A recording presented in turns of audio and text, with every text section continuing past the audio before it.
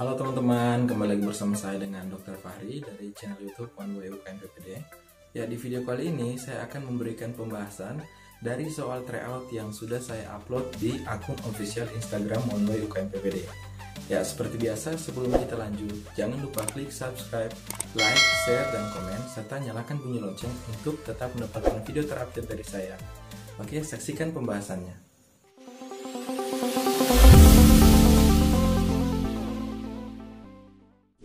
Halo teman-teman, jadi beberapa menit yang lalu saya sudah mengupload soal di akun official Instagram One Way UKM PPD. Jadi di video kali ini saya akan memberikan kepada teman-teman semua jawaban disertai pembahasan mengenai soal tersebut. Oke, kita masuk ke soal terlebih dahulu. Pasien laki-laki 33 tahun mengeluh mudah lelah. Selain itu, pasien juga merasa pusing, badan terasa lemas, gusi berdarah, dan sering mengalami demam sejak beberapa bulan terakhir. Pada pemeriksaan fisik, pasien tampak pucat, tensi 170/80 mm air raksa, respiratory rate 22 kali per menit, suhu 37,7 derajat Celcius, nadi 88 kali per menit, hepatosplenomegali negatif. Dari hasil pemeriksaan laboratorium, hemoglobin 8,5 gram per desiliter, leukosit 2500, trombosit 40.000. Hasil pemeriksaan hapusan darah tepi dapatkan normokromik normositik. Diagnosa pasien tersebut adalah option A. Thalassemia, B. Anemia aplastik, C. Anemia hemolitik autoimun, D. Hemofilia, atau E. Sindrom myelodysplasia. Jadi sudah beberapa batch terakhir ini pada saat ujian kompetensi, jumlah soal dikurangi menjadi 150 soal dengan durasi waktu yang sama tetap 200 menit. Sehingga kita dapat waktu untuk mengerjakan satu nomor soal sebanyak 1 menit 33,3 detik. Jadi teman-teman harus bisa menyesuaikan waktu, jangan sampai ada soal yang tidak terjawab. Caranya bagaimana? Ketika teman-teman sudah membaca clue atau perintah dari soal atau petunjuk dari soal, teman-teman wajib menjawab soal tersebut.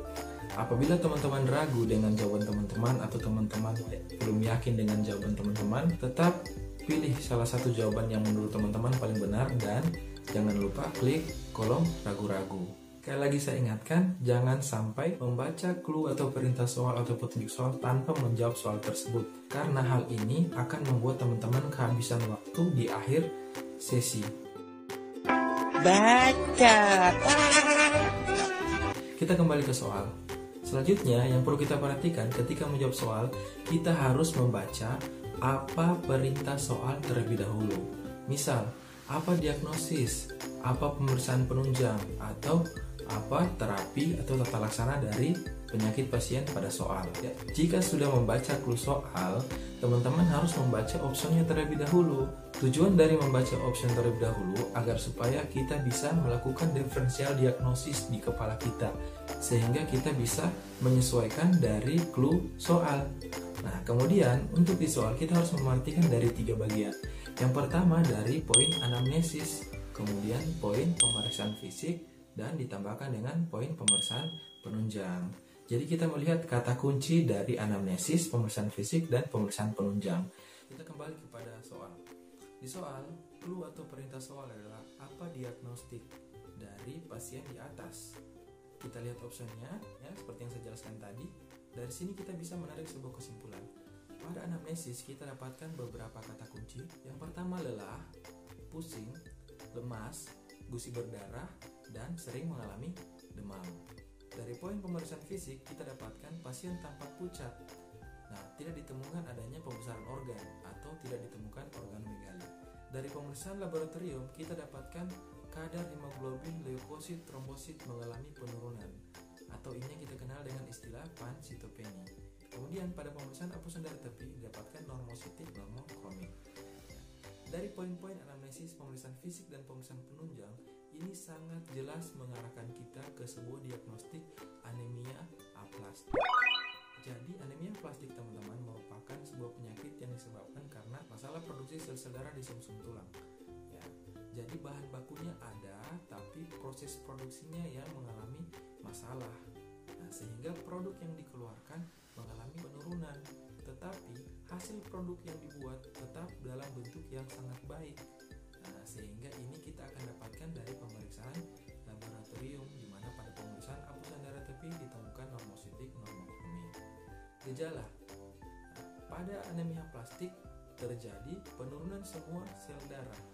Gejala yang pertama adalah anemia, ditandai dengan pucat, mudah lelah, pusing, dan jantung yang berdebar-debar.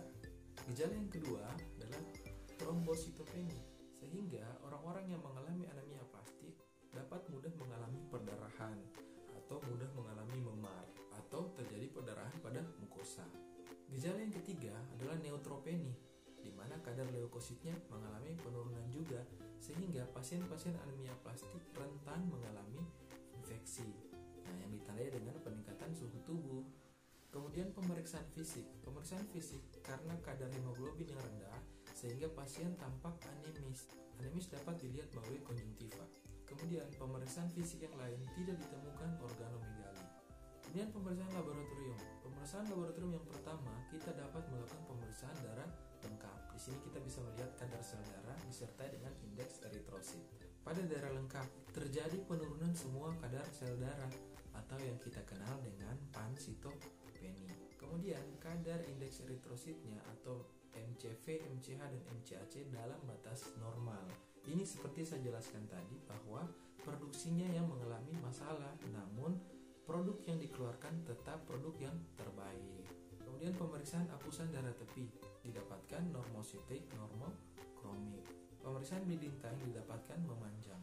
Gold standar untuk penyakit anemia aplastik adalah pemeriksaan sumsum tulang atau aspirasi sumsum tulang atau yang dikenal juga dengan bone marrow puncture. Jadi teman-teman harus perhatikan clue soalnya, apakah yang ditanya pemeriksaan sederhana atau pemeriksaan awal ataukah pemeriksaan gold standar. Nah, jika ditanya pemeriksaan gold standar, kita pilih adalah aspirasi sumsum tulang. Kemudian kita lanjut ke penata laksanaan atau terapi dari anemia aplastik. Untuk terapi anemia aplastik dibagi menjadi dua, ada terapi konservatif dan terapi definitif. Jadi teman-teman harus jeli melihat soal bertanya tentang tata laksana apa, apakah tata laksana konservatif ataukah tata laksana definitif. Nah, jika tata laksana konservatif, jawabannya adalah imunosupresif atau pemberian kortikosteroid. Untuk tata laksana definitif adalah transplantasi sumsum tulang. Ada satu yang menjadi catatan penting buat teman-teman semua. Dari pemeriksaan fisik, anemia aplastik tidak ditemukan organomegali. Jika soal mengarahkan kita mengenai gejala dan pemeriksaan laboratorium mengenai anemia aplastik, tetapi ditemukan pembesaran organ, baik itu hepa maupun limfa, ini didiagnosis dengan sindrom myelodysplasia.